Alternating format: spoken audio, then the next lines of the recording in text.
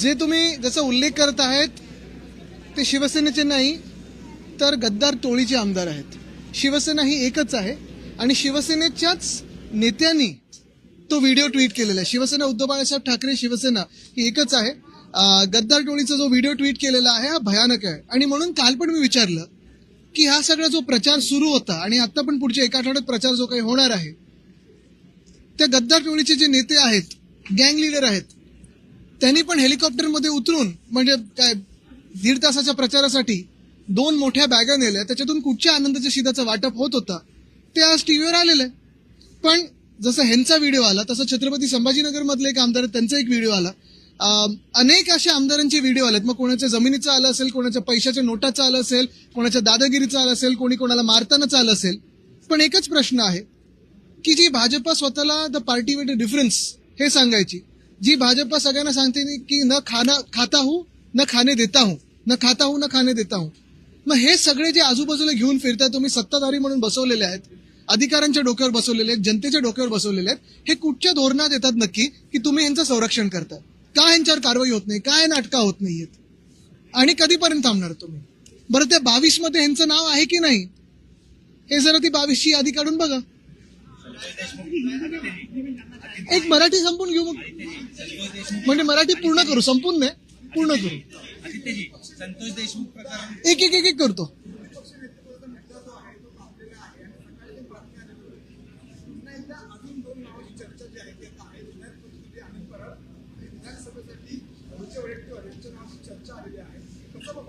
अरे तापलेल्या म्हणजे तुम्हीच तापवताय सकाळपासून. काल पण तुम्हीच तापवलं होता. काल दुसरी 2 नावं होती, आज ही 2 नावं आहेत, उद्या दुसरी 2 नावं येतील. आम्ही जे दिलेलं नाव आहे ते एक आहे, ते स्पष्ट आहे, ते कुठेही बदल झालेला नाहीये. बरं, दुसरी गोष्ट म्हणजे आता 4थं अधिवेशन आहे. जर अध्यक्ष महोदयांना वाटत असेल असं की अधिवेशन चालू शकतो आपण लोकशाहीचं, जिथे विरोधी पक्षाची नेत्याची गरजच नाहीये, हे त्यांनी जगाला सांगावं. मग त्यांनी पुस्तक लिहावं आणि सांगावं की का गरज नाहीये. आणि एवढी भीती सरकारच्या मनात का आहे की विधान परिषदेत असेल किंवा विधानसभेत असेल विरोधी पक्ष नेता नसावाच, एवढं बहुमत असून देखील एवढी भीती काय आहे त्यांच्या मनात?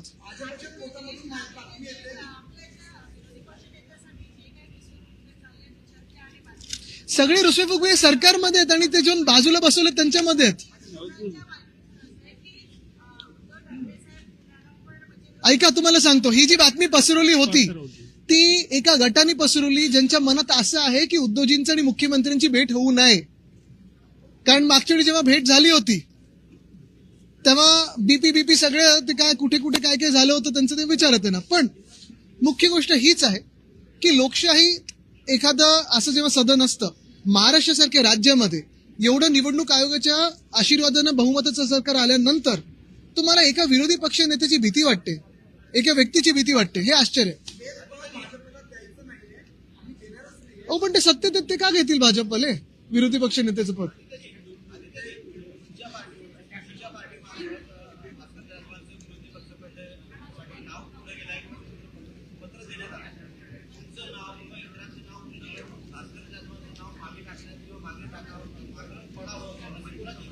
कोणाची नाही. आता उद्या अजून 2 नावं तुम्ही ऐकाल नवीन, पण ते जिंकून आले तेवढं बघा. पुढचा प्रश्न. ठीक आहे चला पुढचा. शाहीद प्रकरणाला आज 1 वर्ष पूर्ण झालं. त्यांच्या घरच्यांचं म्हणणं असं आहे आम्हाला अजून न्याय मिळाला नाही. बीडचं प्रकरण आहे, परभणीचं प्रकरण आहे, अशी अनेक प्रकरणं महाराष्ट्रात आहेत. आज देखील आम्ही सकाळी चर्चा करत होतो. पण मुद्दा असा आहे ना की पुढे सरकार काही करतंय का? आणि ही जशी प्रकरणं आहेत तसं शेतकऱ्यांच्या पण आत्महत्या आहेत. हा पण प्रकार तसाच आहे, चालूच आहे. कुठेही पूर्णविराम त्याला होत नाही कारण सरकारकडून मदत मिळत नाहीये.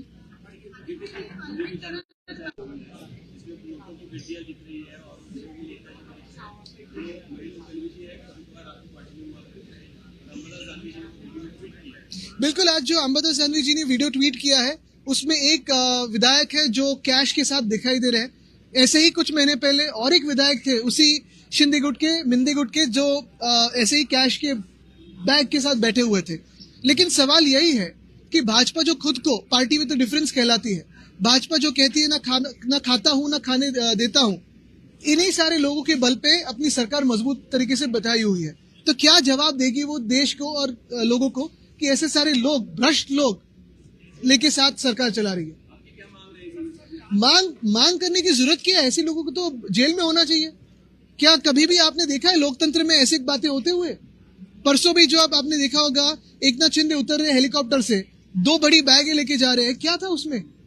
इतनी बड़ी बैग कपड़ों के लिए, आधे घंटे के प्रचार के लिए?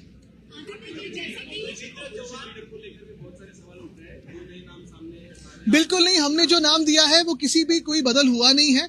लेकिन ये जो अफवाहें फैलाई जा रही है वो इसीलिए फैलाई जा रही है क्योंकि जो फैला रहे हैं उनके मन में यही डर होता है कि अगर इस सत्र के दौरान उद्धव जी और देवेंद्र जी मिले तो वापस पिछले सत्र में जैसे उनके दिल की जो धड़कनें थी, तेज हो रही थी मिंदे की, वो वैसे ही होती जाएगी। जैसे कि आपने कहा था कि उनके विधायकों में फूट अभी पड़ चुकी है। अभी उद्योग मंत्री उदय सामंत का एक बयान आया है कि वे शिवसेना का एक किताब लिखने जा रहे हैं, मुंबई टू गुवाहाटी, गुवाहाटी टू वाया सूरत। इसके ऊपर सर क्या कहना? लज्जा थोड़ी तो होनी चाहिए। इतनी सारी किताब चोरी पे, खुद के चोरी पे अगर लिख रहे हैं तो इससे और यानी ये तो क्या कॉमेडी हो सकता? एक तो सरकाज़म में बोला होगा उन्होंने, लेकिन ये तो लज्जा है ही नहीं। ऐसे लोग किताब लिखे तो दुनिया की बेस्ट सेलर हो सकती है। एक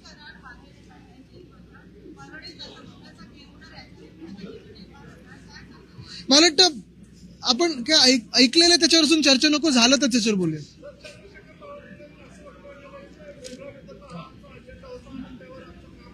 बघा, आपल्याला आठवत असेल जेव्हा मोदी साहेब 2014 मध्ये इथे आले होते महाराष्ट्रात प्रचाराला, तेव्हा त्यांनी सांगितलं होतं मी असेपर्यंत ते होऊ देणार नाही। काही वेगळे प्लॅन असतील तर मला माहित नाही।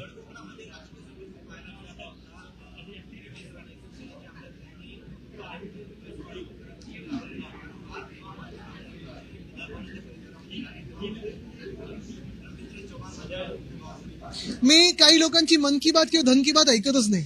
ठीक आहे, धन्यवाद।